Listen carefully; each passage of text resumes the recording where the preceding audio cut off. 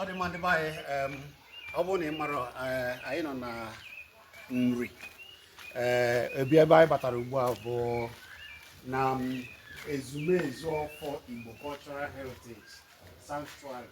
Ya bụ maka ụfọdụ ndị na-amara ụmụ ife gbasara ọdịnala Igbo na ihe ndị Igbo, nke a bụ ọfọ osisi ọfọ ahụ ị na-anụ maka ya nekwe ebe ọ dị.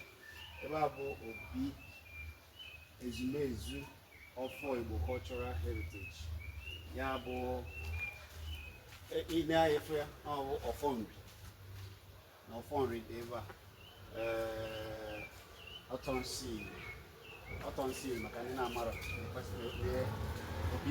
obi ya ka anyị mara. Ya bụ osisi ọfọ, ihe dị iche iche ka unu gata afọ na tata. Ọ bụrụ na ị mara ihe gbasara akụkọ nri, ihe gbasara ọfọ, ihe ọbụla gbasara Igbo, ị na-anụ akụkọ Igbo, maka ndị na-amaghị ka Igbo si bido, ebe nri, gịnị bụ nri, nke ka ndị na-akọ na ọ bụ nri bụ isi Igbo, ebe Igbo bidoro, nna Igbo na ihe gbasara Igbo niile.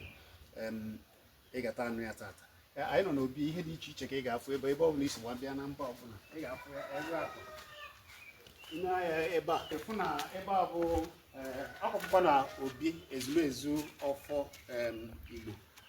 Nke a bụ Foundation for World Peace and Cultural Reorientation, maka ndị na-amara ihe gbasara kọlchọ Igbo. Ebe a ka a na-akụziri Igbo, na-akọwagasị ihe dịgasị iche iche gbasara Igbo na obi, ihe dị iche iche nọ ya.